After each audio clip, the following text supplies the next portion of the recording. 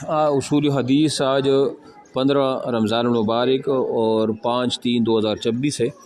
اصطلاحات حدیث کو پڑھ لیتے ہیں۔ کل ہم نے پڑھا تھا، یہ یہاں تک آپ آ جائیں، یہ ہم نے پڑھا تھا یہاں پر، اگر آپ دیکھیں یہ متصل مسند، یہ جو اصطلاحات اس کو ہم نے پڑھا تھا ابھی، اعتبار، متابع اور شاہد، یہ ہم نے پڑھا تھا، ٹھیک ہے؟ آپ لوگوں کو یاد ہوگا کل یہ جتنی بھی اصطلاحات تھے ہم نے اس کو ڈسکس کیا تھا، انٹرویو کے حوالے سے اور ٹیسٹ کے حوالے سے انتہائی اہم تھی۔ اور پھر اس کے بعد ہم نے شروط و قبول الراوی، یعنی راوی کو کب قبول کیا جائے گا، ان کے روایات کو کب تک ایکسیپٹ کیا جائے گا، وہ ہم نے بتایا تھا کہ اس راوی کے اندر اگر عدالت ہوگی اور ان کا ضبط یعنی حافظہ مضبوط ہوگا تو ان کی روایت کو قبول کیا جائے گا۔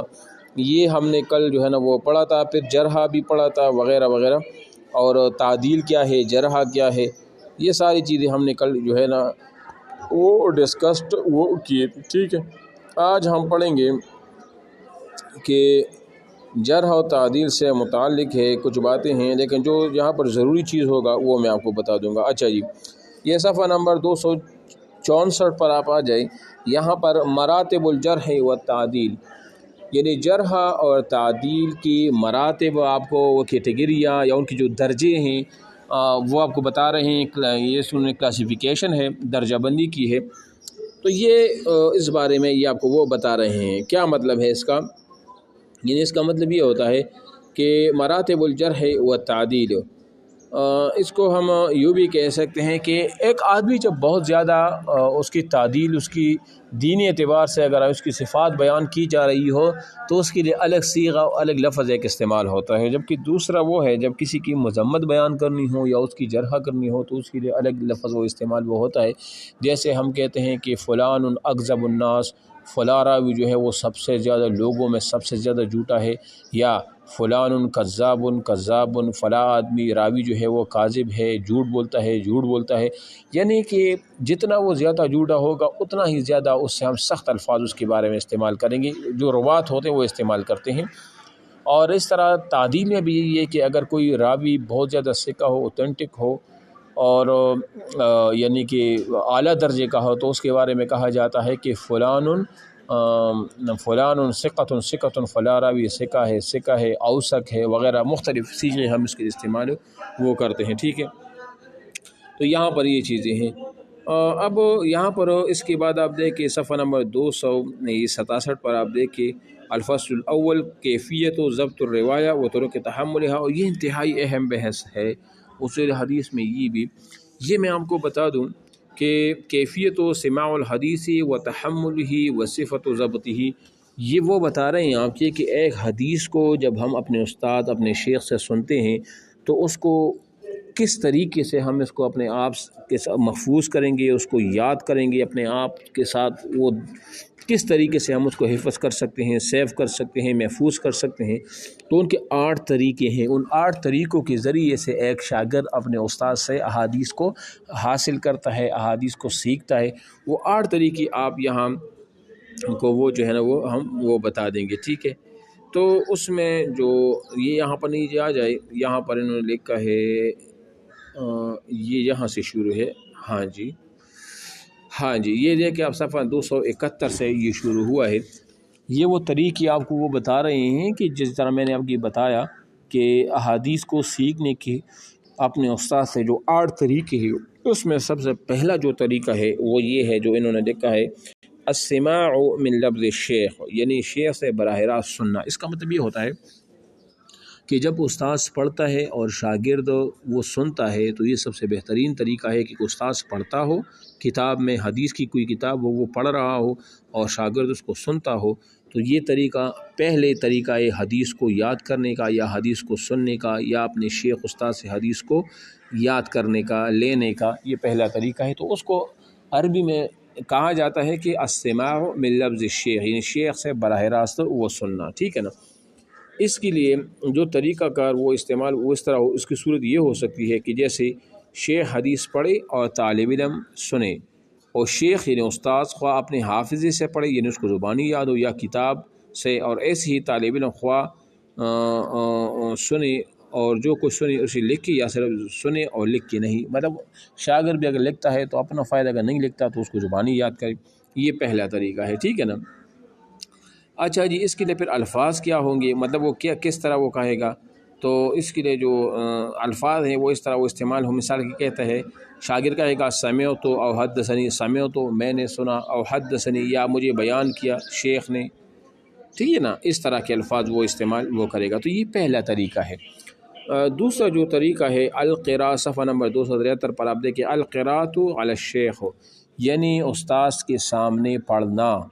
مثال آپ نے دیکھا ہوگا کلاس میں شاگرد بھی ہوتے، استاذ جب استاذ شاگرد سے کہے کہ آپ پڑھے، آپ ریڈنگ کریں اور میں سنوں گا، اور جہاں پر اہم پوائنٹ ہوں گے وہ میں آپ کو اس کی توضیح اور تشریح بھی میں آپ کو کروں گا، تو اس کو کہا جاتا ہے القراءۃ علی الشیخ۔ یہ حدیث کو سیکھنے کا اور سننے کا دوسرا طریقہ ہے، القراءۃ علی الشیخ، ٹھیک ہے، یہ دوسرا طریقہ ہے۔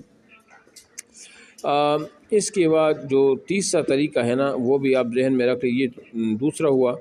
تیسرا طریقہ کون سا ہے وہ بھی میں آپ کو بتا دیتا ہوں۔ تیسرا جو طریقہ ہے کہ یہ نیچے آ جائے، ہاں جی، صفحہ نمبر 275 پر آپ آ جائیں، یہ نیچے تو کچھ تفصیلات لکھی ہے نا، یہ میں نے آپ کو خلاصہ بتا دیا، بس آپ اسی کو ذہن میں رکھ لیں، یہ آپ کے لیے صحیح رہے گا۔ صفحہ نمبر 275 پر آپ دیکھیں، تیسرا جو طریقہ ہے الاجازہ ہے، وہ الاجازہ ہے، یہ سیکھنے کا وہ تیسرا جو ہے نا وہ ایک طریقہ ہے، اس کو کہا جاتا ہے الاجازہ۔ الاجازہ کا کیا مطلب ہے؟ دیکھو، اس کی صورت یہ ہے نا کہ شیخ یعنی استاد اپنے طالب علموں میں سے کسی ایک سے کہے کہ میں تمہیں اجازت دیتا ہوں کہ تم مجھ سے صحیح بخاری روایت کر سکتے ہو۔ اس کا مطلب، اجازت کا مطلب یہ ہے کہ ایک شاگرد اپنے استاد سے سبق پڑھ رہا تھا، حدیث کی کوئی کتاب، مثال بخاری شریف ہے، پھر وہ استاد اجازت دے دی اپنے شاگرد کو کہ اے میرے شاگرد، میں آپ کو اجازت دیتا ہوں کہ آپ میری طرف سے اس بخاری شریف کو آگے پڑھایا کرے لوگوں کو، تو اس کو اجازت کہا جاتا ہے۔ اب سمجھ آ گئی آپ کو؟ یہ تیسرا طریقہ ہے۔ اب چوتھا طریقہ کون سا ہے؟ چوتھا طریقہ وہ بھی میں آپ کو بتا دوں۔ چوتھا طریقہ یہ صفحہ نمبر 277 پر آپ دیکھیں، المناولہ۔ المناولہ، مناولہ یہ بھی حدیث سیکھنے کا ایک طریقہ ہے۔ چوتھے المناولہ کیا ہے؟ وہ یہ ہے، دیکھو، لیکن مناولہ میں پھر دو قسمیں ہیں نا، ایک مناولہ وہ ہے جو مقرون بالاجازہ ہو، اور دوسرا جو ہوتا ہے جو مجرد عن الاجازہ ہو۔ اس کی کیا مثال، کیا تعریف ہے؟ مثال اس کی تعریف اس طرح ہو سکتی ہے کہ مثال کے طور پر مقرون بالاجازہ، کہ شیخ ہو یعنی استاذ طالب علم کو اپنی کتاب دے اور اس کو کہے یہ میرے روایات ہیں فلاں سے، تو ان کو مجھ سے روایت کیا کر، پھر وہ طالب علم کے پاس باقی رکھ کے اس کتاب کو ملکیتاً یا عیاریتاً، تاکہ وہ اس کو لکھ لے۔ یا تو استاد اپنے شاگرد کو وہ کتاب بالکل دے دے کہ یہ آپ کا ہو گیا، یا عاریتاً کا مطلب یہ ہے کہ وہ اس کو دے دے اور ان کو بتا دے کہ یہ میں نے آپ کو دے دی، لہذا آپ اس کو کیا کریں، آپ اس سے لکھ کے اور پھر یہ کتاب مجھے دے دے، تو اس کو عاریتاً وہ کہا جاتا ہے۔ تو یہ مقرون بالاجازہ کا مطلب یہ ہے کہ وہ ساتھ ساتھ اجازت بھی دے دی۔ مناولہ میں تو یہ ہوتا ہے نا کہ کتاب بھی دے دی استاد نے اور ساتھ اجازت بھی دے دی کہ میں آپ کو اجازت بھی دیتا ہوں کہ آپ ان کتاب کو پڑھا بھی کرے، ٹھیک ہے نا، تو یہ مقرون بالاجازہ ہے۔ اور جو مجرد عن الاجازہ ہے، جس میں اجازت نہ ہو، صرف لکھ کے دے دی، تو وہ یہ ہے، میں آپ کو وہ بتا دیتا ہوں۔ مجرد عن اجازہ اس کی صورت یہ ہے کہ شیخ طالب علم کو کتاب دے، صرف اتنا کہیں کہ یہ میری روایات ہیں جو میں نے سما کی، یہ اس میں یہ چیز نہ ہو کہ وہ یہ ان کو کہہ دے کہ میں آپ کو آگے اجازت بھی دیتا ہوں، بس صرف اتنا کہہ دے کہ یہ میری روایات ہے، وہ اس کو لکھ لیا گا، ٹھیک ہے نا، اتنی سی بات ہوتی ہے۔ تو یہ کون سا طریقہ ہے؟ یہ چوتھا وہ طریقہ ہے۔ اب ہم آ جاتے ہیں پانچویں طریقے، الکتابہ۔ الکتابہ سے تو نام سے پتہ چل جاتا ہے کہ کتابے کا کیا مطلب ہے۔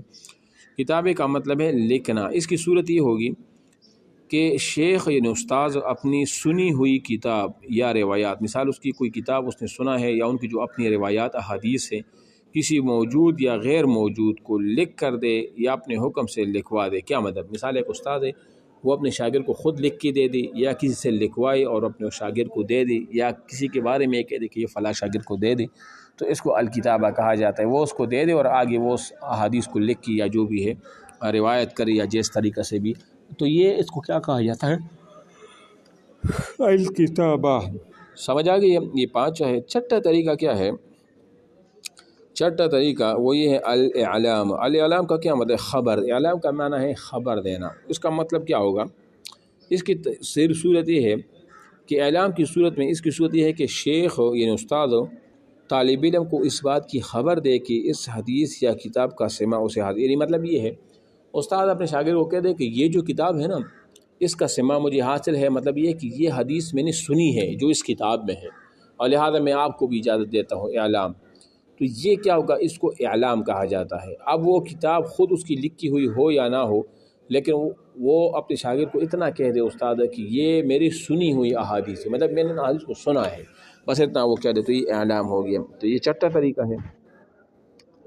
7واں طریقہ ہے الوصیہ۔ وصیہ کا مطلب یہ ہے، اس کی صورت یہ ہے کہ شیخ یعنی استاد موت کے وقت یا سفر کے موقع پر کسی شخص کو اپنی کتاب کے ساتھ وصیت کرے، جیسے وہ روایت کرتا ہے۔ کیا مطلب ہے وصیت کا؟ مطلب یہ ہے کہ ایک استاد ہے، اس نے دوران سفر کہیں جا رہا تھا، اس نے وصیت لکھ دی کہ یہ جو میری کتاب ہے میں وصیت کر جاتا ہوں فلاں شاگرد کے نام کہ آگے وہ اس حدیث کو وہ بیان کرے، تو اس کو وصیت، یا یہ یا دوسری یہ کہ وہ موت کے وقت جو ہے نا وہ وصیت کر جائے کہ یہ میری لکھی ہوئی ہے جو میری حدیث ہے یہ فلاں شاگرد کے لیے، فلاں شاگردوں کے لیے میں وصیت وہ کر لیتا ہوں۔ ٹھیک ہے، تو یہ ہو گیا۔ اب یہ 7 طریقے، اور 8واں طریقہ جو ہے نا وہ الوجادہ ہے۔ وجادت کا معنی ہے، وجادت کا معنی ہے پا لینا کسی چیز کو۔ وجادت کا مطلب یہ ہے کہ طالب علم شیخ کے یا استاذ کے خط سے لکھی احادیث پا لے جنہیں وہ روایت وہ کرتا تھا۔ طالب علم اس خط کو پہچانتا ہو لیکن شیخ سے نہ تو سماع کیا ہے اور نہ اجازت۔ اس کا یہ وہ طریقہ ہے، مثال کے طور پر ایک استاد ہے، وہ وجادی کا مطلب یہ ہے کہ ایک شاگرد کو ایک استاذ کی کتاب ہاتھ لگ گئی، اب وہ استاذ کی لکھائی کو وہ شاگرد جانتا ہے کہ یہ میرے استاذ کی لکھائی ہے۔ پرانے زمانے میں تو اس طرح ہوا کرتا تھا، اور حالانکہ وہ حدیث اس شاگرد نے اپنے استاد سے سنی بھی نہ ہو، تو ایسے طریقہ کو وجادہ وہ کہا جاتا ہے۔ اب سمجھ آ گیا؟ اچھا، لیکن اس میں سب سے جو بہترین طریقے ہیں احادیث سننے کا یا سینے کا، وہ پہلے 2 طریقے ہیں، یا تو استاذ پڑھے شاگرد سنیں، یا شاگرد ریڈنگ کرے اور استاذ سنیں، تو یہ سب سے بہترین وہ طریقہ ہے۔ تو یہ احادیث میں آج ہم نے یہ پڑھا، کل انشاءاللہ پھر ہم آگے پڑھیں گے المبحث الثالث کتاب الحدیث و ضبط و تصنیف، حدیث کی کتابت وغیرہ میں جو جہاں اہم ہوگا وہ میں آپ کو بتا دوں گا، پھر آگے ہم اس سے پڑھیں گے۔ یہ کتاب ابھی انشاءاللہ 2-3 دن میں یہ ختم ہو جائے گی۔ ابھی ہم پڑھتے ہیں یہ علم و میراث۔